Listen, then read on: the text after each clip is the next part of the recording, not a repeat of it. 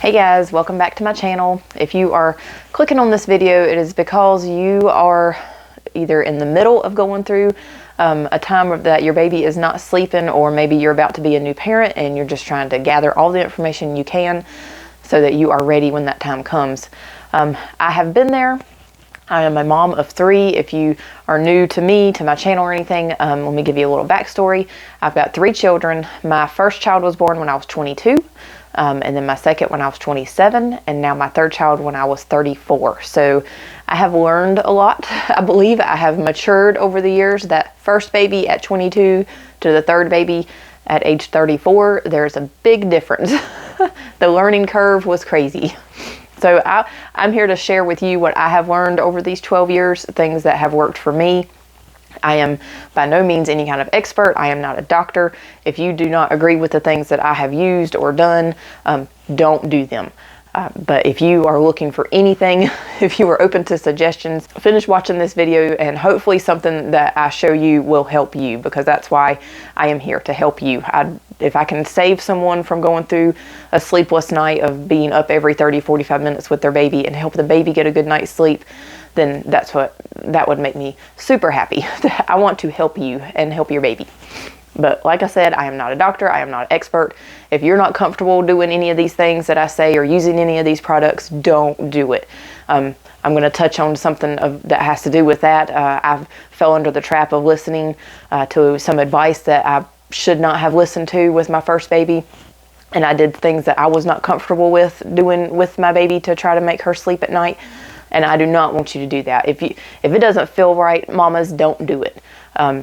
Ask somebody else, get a second opinion. If you're not comfortable with it and your baby's not comfortable, then keep looking for something else that'll work. And like I say, hopefully something that I share with you will help. Let me just jump into it. As I was thinking of the things to tell you for this video, everything kind of boils down to 3 categories. It's does your baby feel safe? They'll sleep at night if they feel safe, soothed, and satisfied. That's basically what come to mind of all these things that I was thinking of. Safe, soothed, and satisfied. I'll start with the satisfied part. With my third baby, I would say his sleeping after the 5-week period has been the easiest baby for me to get to sleep at night. But before that 5-week mark, he wasn't satisfied. He was eating every hour and a half to 2 hours. I breastfed for the first week-ish, and then I pumped. So he had breast milk for the first about 5 weeks, and then I had to stop that. But for those first 5 weeks, he was eating every hour and a half to 2 hours, and my milk was not satisfying him.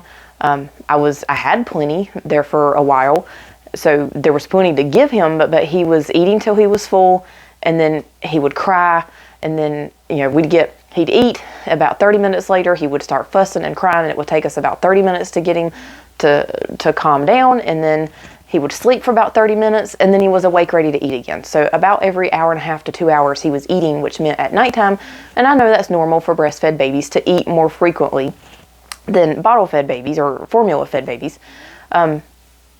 But for me, I could just tell after those first few weeks that he wasn't satisfied.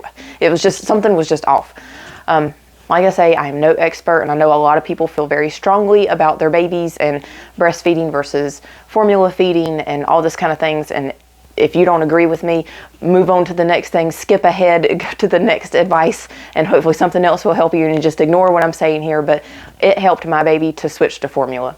And I know everybody's different and everybody has a different opinion, but for my baby, my third baby, he was the only one that I breastfed. And when we switched from the breastfeeding to the formula, he was sleeping at night. I say he slept all night.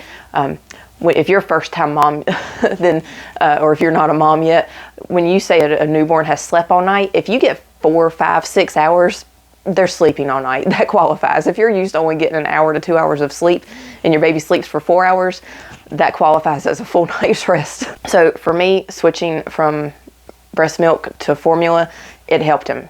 He was satisfied and he was being able to sleep longer.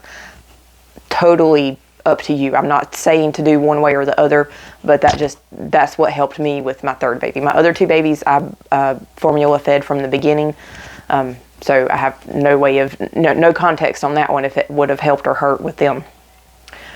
So yeah, satisfied with the food. Are they full? You have to kind of find your rhythm. Whether you're breastfeeding or formula feeding, you kind of have to find a sweet spot there at night to give them that last bottle to help them sleep longer. If they're normally eating every hour and a half to 2 hours, if you can get them to stretch it to 2.5 hours to 3 hours, just work with them. Try to find that sweet spot to get you a little bit more rest at night. Are they soothed? This is a big one. There are different things that can make your baby not be able to sleep at night. One of the things that changed with me from kid to kid was a sound machine and when my oldest was a baby, she was born in 2010, the mobiles were still a big thing, like the plastic mobiles that you hook on the crib. I didn't see that as much when I was looking for baby decor for the nursery this time around. I don't guess that's that big of a thing now, but the plastic mobiles that hook on the side of the crib that you crank and they would spin and make the noise and they would play the music. That was a big thing then, 12 years ago. So we had that and we would turn that on and she would go to sleep to that, that little bit of music and watching the things move. And then I don't think we had a sound machine for her. I don't even know if that was a big thing then, but I do know and she had one of those things that hooked on the side of the crib that I don't even know if they make anymore, but it looked like a little aquarium. It was like a flat TV screen about this big that hooked on the side of the crib, and you would turn it on and it would like do a rotating picture that would look like fish swimming. And I know that she loved that thing, and that thing would help her fall asleep. But then second baby and third baby, we moved to a projector. Second baby that was born in 2014, had a projector that was it would shine out. It almost looked like a lamp, but the pictures would shine out from the lampshade and then it would cast the shapes onto the ceiling and the walls. And then now we have the sound machine and a projector. We went to both things. For my son now, we are running, and I'll put a link to the things that I do have links for that I'm mentioning. We have one that we run on his dresser that is a little nightlight and sound machine that I run. Right now I'm running like just a little, like a tune that goes on it, like music. And then the other one that we have that's a projector, I'm not using the projector on it right now, but I'm using it as the sound machine because it's a projector sound machine combo. I have the white noise playing on it. So we actually have two sounds going in his room now, and that has been our routine for probably the last 3 weeks. And that has changed. We went for a few weeks that we had the projector running so that he could see the stuff on the ceiling, and that helped him sleep for a little bit because your baby changes over time. Their sleep cycles change. Their metabolism starts changing. They're waking up at different times during the night. Things change with them. And so you kind of have to change. You have to notice those changes and change with them. That's our routine right now, and I'll put a link to both of the sound machines that we're using. One is a nightlight sound machine, and one is a projector sound machine. I think it also has a little nightlight on it too, but we're just using it for sound. So right now we have white noise coming from one side of his room, and then music coming from another side of his room, and then the little nightlight on the one. We did go for a little bit with having no light in the room, and that's part of the soothing. You have to figure out, does your baby sleep better when it's darker, or does he sleep better when it's lighter? You don't want it like daylight in his room, but you have to find that sweet spot, and try it for a few nights and see if it helps. Switch it up, give it a few nights to see if anything changes. Try it with a nightlight, try without the nightlight. Have a light outside of the room if you have to go in there during the night. Have something that you can just turn on when you go in there to feed, or to change diaper, or to check on them, or something like that. Or you can leave a nightlight on all the time, like I do right now. You can change it up. And then sometimes your babies, when you hit that, it's funny because you'll hit a sweet spot and baby will be sleeping really good during the night, and then all of a sudden everything changes. You have growth spurts where they'll sleep more, or they'll sleep more during the day and then not want to sleep at night, and then you have teething that starts happening, and then they don't want to sleep at all and they're just uncomfortable, and then that is where some of this comes in. Oh, I don't have my teething tablets. I forget what the brand is, but I'll link it down there. There's some teething tablets that I like to use, and any of the medicine supplement things that I'm going to tell you about, they're all meant for infants. They're not, you have the infant type medicine and then you have the kid type medicine, which was the infant medicine was not really a thing when my oldest was a baby.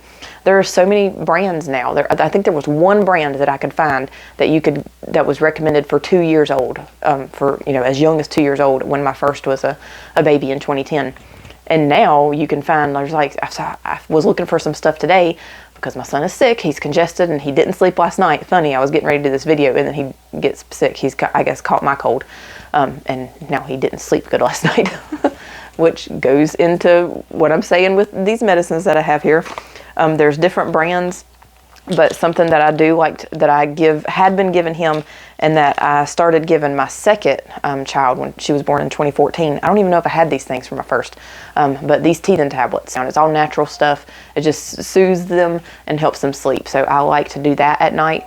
And then in worst case scenario, if I can tell that my baby is really, really hurting, I'll go ahead and do some Tylenol, and all of the over-the-counter Tylenol or acetaminophen, whichever, Advil, all those different brands will say that you're not supposed to give it to your child, I think under 2 years old. So ask your doctor. I have been told by my doctor with all 3 kids that it's okay to give that to them at a certain dose. I'm not going to tell you what to give your kid. You call your pediatrician and ask them if you can give, tell them how much your child weighs and how old they are, and they'll tell you the recommendation on any kind of medicine like that you can give them, which is what I've done. I've went by what my doctor told me to give. So soothed, are they hurting, or are they achy? If you've been doing something out of your normal routine, if you've spent the day at the zoo and your baby has been in the stroller all day and they're used to being able to crawl around and stretch out and get their naps in their bed, and you've just spent 8 or 9 hours with them sitting in the car seat and then over in the stroller or in a wagon, and you've been carrying them all day, or they've been confined to something all day, they're not going to be comfortable. Just like you get out of your normal routine, you have to ride in a car all day or something, you're not going to be that comfortable at night. Or if you've been to a family get-together and your baby's been passed from person to person to person, they're going to be sore. And that is something that I learned pretty quick with my first daughter, that family get-togethers, things like that, just getting passed from person to person, she would be so cranky that night and the next day, because she was sore from being handled like that. And I didn't think about that when that first was happening, but it didn't take me long to catch on to that it was going to be like, okay, hands off. I need to be able to sleep tonight, so we're going to tone down the passing the baby around. Everybody's oohing and ahhing over the baby, but you got to be careful that the baby doesn't get sore and restless and cranky that night so that you can get some sleep. You might have to be stingy with your baby. So, soothed. Are they hurting? Are they achy? Are they uncomfortable? Figure out, try to figure out what's going on with them. Think about them as a real person. What did they do today? What did they do different today than yesterday? Why are they acting like this and they didn't act like this like last night? When the baby is really little, they've got that instinct. It's not preference. They've got a point in time, and every baby's different, where they go from instinct to preference. Instinct is, I can't sleep because I'm hurting, or I'm hungry, or I don't feel safe. And then it goes to preference, where they're a toddler and they don't want to sleep because they didn't have their water out of the right cup, or they're not wearing the right pajamas. That's different. But when they're a baby, you just got to figure it out. You have to have that. You have to tune into their instincts and try to figure out what's going on with them. And then on to the safe, and this was a big one, I think, for me. And I'll probably think of some other things that I forgot to mention, but I'll go back to that. Do they feel safe? When I was first-time mom with my first daughter, I was told, when I was in the middle of her not sleeping, if she has a clean diaper and she's full, if you've changed her diaper and she's fed, you should be able to lay her down. She should sleep. And so I guess if she's not, that meant there was something wrong. So we did the cry it out method. I don't think there was a name to it then, but I felt like, something was wrong. I was doing something wrong to why she wasn't sleeping. Maybe it was normal that she cried for me. No, it wasn't normal. I feel so bad thinking back that I made her cry it out so many nights, and I would be in tears. I would feed her, I would change her diaper. She'd be in her pajamas, you know, ready for bed. I knew she was sleepy, but she just wouldn't go to sleep. And this was at, you know, a month old, 2 months old, up to 5 and 6 months old. You know, at different times. She never slept that great at night.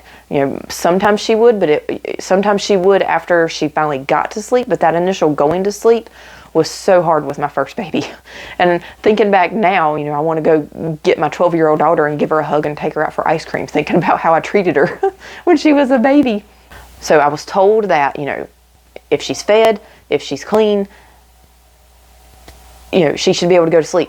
There's nothing else left for you to do. You know, you just have to let her cry and figure it out. You know, she's just going to have to figure out how to sleep by herself. Or she's going to have to just figure out how to go to sleep by herself. You know, there's that thing where you have to teach babies, you know, they say to lay them down sleepy, but not all the way asleep. So I thought maybe I was doing that wrong. No, looking back now, I was given these swaddles. I don't have one with me. I'll try to put a picture up and I'll definitely have a link for them. I don't know why it never dawned on me if this like wasn't a thing 12 years ago, but to swaddle your baby, it was the best thing for my son.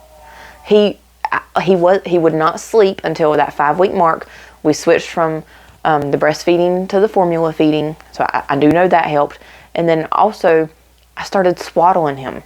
Like, he slept a little bit longer one night, and then I found these swaddles in some clothes that were given to me. And I was like, this is probably going to be great, because I knew from the previous 5 weeks with him that he loved being held. There were many nights that me and my husband would sleep on the couch with him in the recliner with him on our chest, you know, stomach to chest, and he would sleep on his stomach like that because we were just desperate to get some sleep, and he was still waking up about every hour and a half, 2 hours to eat. So if we could get 30 or 45 minutes with him on our chest and us get 30 to 45 minutes of sleep, then that was great. And there were so many times, and I was like, this swaddling thing is probably going to help. You know, he loves being held. So these swaddles, again, I'll put a link, and I may throw a picture up here if I can get one. If you've never used a swaddle, I highly recommend it. Highly recommend it. It's with Velcro, so it's really sturdy. They're not going to wiggle out of it until they start getting big enough to wiggle out of it, and then that's when you want to transition to a bigger size. But these swaddles, it just has like the little pouch for the feet to go in. You pull up the piece that goes over the chest, and it has a little Velcro patch on it, and then you put the arm down, you pull a flap over one arm, you put the other arm, you pull the flap over that arm, and it goes, and it's Velcroed, so they're in like a little straight jacket. But once I started using that on him, he slept so good. And then that made me think back to my oldest daughter. That was probably all she needed. She didn't feel safe. You know, she was in the big bed by herself, you know, in the dark with the light, projector sounds, whatever. But she probably didn't feel safe. And I know now, just her personality, that I think that is probably would have worked. I think that's what she needed. I don't think she felt safe. I don't think it was that she, you know, she wasn't being mean or being a bad baby at 2 or 3 months old. She just didn't feel safe. So that swaddle, you know, it feels like they're being wrapped in somebody's arms and they feel safe, or at least that's what I think happened with my son. So he slept so good. We got those swaddles, and he started getting bigger, and he would wiggle out, and I would go in to get him out of his bed in the mornings, and he'd have one arm out. You know, the swaddle would be, the Velcro part would be up to his chest, but he'd have one arm hanging out where he had wiggled out of it during the night. So once he started doing that, I bought a bigger size so that it would go up over his shoulders, and he slept through the night most of the time there. I mean, of course, you're going to have times where they're changing, and they might not sleep at night for, you know, a few nights or so. But for the most part, he slept so good once we started those swaddles. And then you're not supposed to use the swaddles once they start being able to roll over. So he started doing that at around 5 months, and he started really getting out of the swaddles at night. And that's, you know, not, that's dangerous. So that's why they say once, you know, that they're always supposed to be in those swaddles until they can roll over. And once they start rolling over, you switch them. And I wasn't going to go to this, but I did. It was a little bit pricey, I think. I can't remember how much it was, but I'll put the link to this. I got this off of Amazon, and I got the swaddles off of Amazon. When he started outgrowing the first set that were given to me, I bought some bigger ones. But once he outgrew those, I went to this. This is by Nested Bean. This one is the Zen Sack, and it's just a zipper sack. I didn't have these with either of my other two babies. because I didn't swaddle them, so I didn't even think about it. My second baby could have cared less. She would sleep naked every night if I would have let her. She didn't want anything on her. But my first baby, my oldest daughter, she definitely would have, this would have helped so much. So it's just a fabric sack that zips up. It's got the little zipper there that goes all the way around, zips up to this side. And it's got this little weighted, it's like, you know, the weighted blankets that they have. This little egg shape right here is filled with the same stuff that they do those weighted blankets. So when you put him in here, put his arms through here, it buttons up on the top. It's got the adjustable snaps. So he's laying there with his arms through here and his little sleep sack, his feet are down here. And this weighted thing is on his chest. So he's on his chest. He's still got that comfort of the pressure, you know, like as if he was swaddled. But it's just a little bit of weight on his chest. And you can do these the other way. I never did flip his. They say that you can turn them around so that if your baby starts sleeping on their stomach on their own, when they get bigger, you know, once they're rolling over, you can't stop them from rolling over on their stomach during the night. So if you have a stomach sleeping older baby, you know, you can put this on the other direction so that this would be on their back when they roll over. My son immediately rolls over now. As soon as you lay him down in his bed, he rolls over to his stomach. But he's sleeping good for the most part at night, so I haven't done that. I still put this on him like I had been. But if I could go back, I would have had so many sleep sacks and swaddles for my daughter, for my first baby, because I feel like that's what she needed. And we had so many nights of me putting her to bed and her screaming and screaming and screaming, and me standing outside of her door crying because I couldn't do anything, you know, crying because she's screaming. And, you know, it gets on your nerves, literally. Like you can't, you know, if you're sleep deprived and the baby's screaming, you just got to take a break. And I'd stand outside of her door and I would cry and she's crying. And I think all she needed was to be swaddled, and she would have went to sleep because she would have felt safe. You know, maybe make myself feel better by thinking that wouldn't have helped, and you know, we just had to do that anyway. But I don't think so. I think that would have helped her so much if we would have swaddled her. So that's my biggest thing, is do they feel safe? The swaddle and the sleep sack. That was my biggest thing with my third baby. Do they feel soothed? Are their teeth hurting? Are their gums hurting because they've got teeth coming in? Are they achy from the activities that you've had for the day? You know, they might need something. Some of these medicines that I have, I just got these today. So I actually did an Instacart order with some medicines today, and I got some baby, it says it's Mommy's Bliss brand organic baby cough syrup and mucus nighttime. So I got that for tonight because this says it's for 4 through 12 months. So you can start giving this to them at 4 months. And that's Mommy's Bliss brand. And I'll put a link to that. And then the other thing that I got was the Hyland brand. Like I said, there's so many brands now of like the organic natural baby things that was not available when my first daughter was born. But this is a nighttime, daytime cold tablets. They dissolve. So we're doing that, and I believe that has helped. You probably hear my son, he's talking, he's in his room. He had just woke up from his nap, but he actually napped without me holding him, and he has been so fussy through last night and all day today, but he actually napped, and we've had a couple of doses of this medicine. I'm not a doctor. I'm not telling you have to give your kid any of these things, but these things have all helped me. The Mommy's Bliss, they make a gripe water, and I remember using that the gripe water, the Mommy's Bliss gripe water was the only thing I think I remember there being when my oldest daughter was a baby, or that I remember getting. As far as like stuff that you could give an infant. But now there are so many different ones. So the melatonin, I haven't given that to him. I do the teething tablets because it kind of has the same stuff in it. And this is for 3 years. So if you've got a toddler, this is for 3 to 5 years, or 3 and up. 3 to 5 years is the lowest age that it recommends for this. But that is one of the brands that does make some infant medicines with like the organic natural stuff, is the Zarbee's brand. I hope some of this helps you. If you're in the middle of sleepless nights and you were, you know, sleep deprived and running on zombie mode, I hope, you know, one of these things helps you.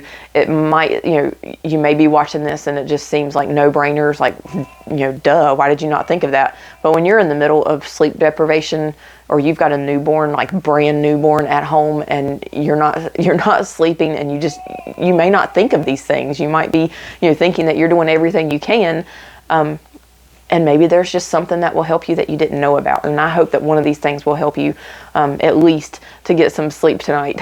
I ordered some of this medicine on Instacart today, and it was delivered within an hour.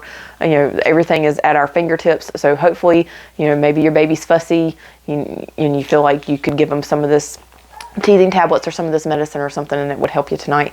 Or Amazon does that instant shipping. Sometimes you can get these things delivered within the day or two, or overnight, first thing in the morning. I know I did that with the bigger size of the Swaddles. I overnighted them, had them the next morning, because I was like, I can't, you know, I tried to transition out of the Swaddles when he first started getting his arms out of them, and I was like, no, I can't do this. You know, I've got to sleep. So I ordered the larger size and had them overnighted, so that he could have him that night. And he slept good that night once I swaddled him again. And then I kept him in those swaddles until we, you know, graduated to the nested Bean Zen Sack. So I hope you got some help out of this video. If you did, if you would, give it a thumbs up. Hit that like button, hit the subscribe button if you want to see more videos about these kind of things. We are a homeschool family, 3 kids, like I've told you. And I'll do videos about different things. We have been concentrating on homeschool a lot here lately, and there's playlists that you can go back and check the channel and see those things. But I just wanted to touch on this sleeping thing while it was still fresh in my mind with a 7-month-old. I don't want to forget some of these things, and I wanted to share some of these things to help you out. So hopefully it helped, and I will see you in the next video. Bye.